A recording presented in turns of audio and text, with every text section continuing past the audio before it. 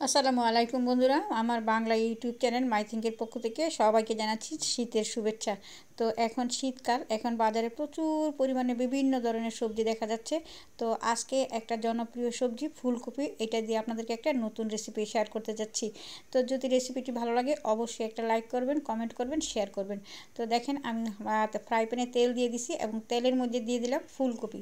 এই শীতের খুবই জনপ্রিয় একটা সবজি ফুলকপি। তো এই ফুলকপির মধ্যে দিয়ে দিচ্ছি সামান্য পরিমাণে হলুদের পাউডার। এই হলুদের পাউডার দিয়ে ফুলকপিটাকে আমি একটু ভেজে নিব। তো এই ফুলকপির রেসিপিটা যদি ভালো লাগে তাহলে বাসায় বানিয়ে খাবেন, দেখবেন এটা কেমন হয়েছে। বাসায় বানিয়ে খাবেন, খাওয়ার পরে দেখবেন এত মজা হয়েছে, মানে খুবই টেস্টি মজা হয়েছে, একদম আঙুল চেটে পুটে ভাত খেতে হবে, এত টেস্টি একটা রেসিপি। তো ফুলকপিটাকে আমি ভেজে নিচ্ছি, হালকা বেশি ভাজতে হবে না, হালকা একটু ভেজে নিলেই হবে। যেহেতু ফুলকপির শরীরে একটা গন্ধ থাকে আমরা জানি, সেই গন্ধটা যাতে দূর হয়ে যায় এই ভাজার মধ্যে আর হলুদের মধ্যে। যাই হোক, আমি সেই ফুলকপি ভাজা তেলের মধ্যে দিয়ে দিচ্ছি পেঁয়াজ। এখন পেঁয়াজটাকে একটু ভেজে নিচ্ছি। তো এই পেঁয়াজটা একটু হালকাভাবে ভেজে নিতে হবে, বেশি মানে ব্রাউন করার দরকার নাই। তো ব্রাউন করলে আবার অন্যরকম হয়ে যাবে, সেই জন্য হালকার মধ্যেই ভাজতে হবে যাতে পেঁয়াজের রসটা টেনে যায়, সেরকম ভাজলেই হয়ে যাবে। তো এই পেঁয়াজের মধ্যে আমি দিয়ে দিলাম সামান্য পরিমাণে পানি, কারণ এই পানির মধ্যে আমি মশলাটা দিয়ে দিব, যেই মশলা দিয়ে এই ইয়াটা রান্না করব, রেসিপিটা তৈরি করব, সেই রেসিপির মধ্যে মশলাটা দিয়ে দিব।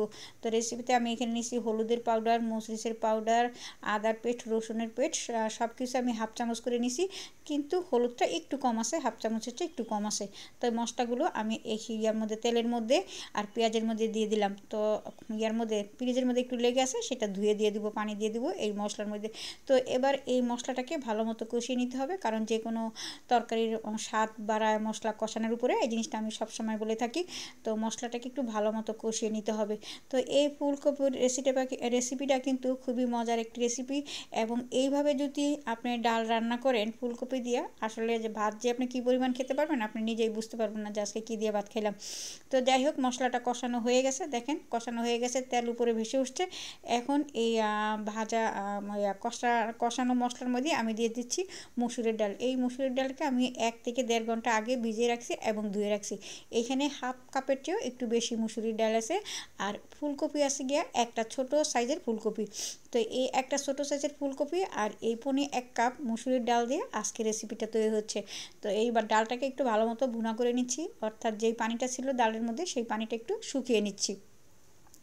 তো শুকানো হয়ে গেছে, দেখেন ডালের মধ্যে যে পানিটা ছিল সেটা শুকানো হয়ে গেছে। এখন এই ডালের মধ্যে দিয়ে দিচ্ছি টমেটো কুচি এবং দিয়ে দিচ্ছি পেঁয়াজের কলি। এখানে পেঁয়াজের কলি নিচ্ছি আমি কাঁচামরিচের মতো সাইজ করে, আর এখানে দুটো তিনটা নিচ্ছি টমেটো নিচ্ছি ছোটো সাইজের।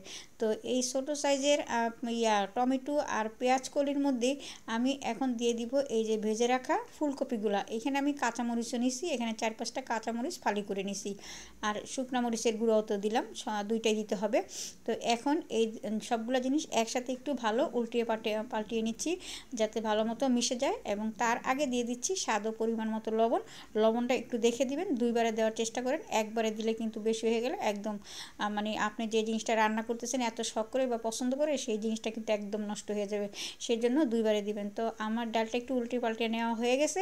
এখন এর মধ্যে আমি দিয়ে দিচ্ছি পানি। আমি এখানে 1 কাপ পানি দিছি, আমি আরও 1 কাপ পানি দিব, কারণ 1 কাপ পানিতে হবে না। যেই পরিমাণ আমি এটা রান্না করব বা যেই পরিমাণ একটু ঝোল রাখবো সেই পরিমাণ হতে হতে পানি যেটা দিছি এটা শুকিয়ে যাবে এবং ইয়াটাও সিদ্ধ হবে না, সেই জন্য আমি 2 কাপ পানি দেবো।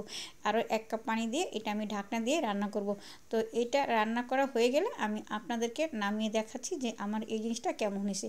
তো দেখেন আমার রান্না করা হয়ে গেছে, আমি নামিয়ে নিয়েছি, দেখছেন কত সুন্দর হয়েছে রেসিপিটা। দেখতে যেরকম হয়েছে খাইতেও কিন্তু ঠিক এরকম হয়েছে। তো সবাই ভালো থাকবেন, নিজের প্রতি খেয়াল রাখবেন। এখন শীতকাল, অনেক সবজি পাওয়া যাচ্ছে, বেশি বেশি সবজি খাবেন। আর মাই থিঙ্কের চ্যানেলটাকে সাবস্ক্রাইব করে নেবেন। আল্লাহ।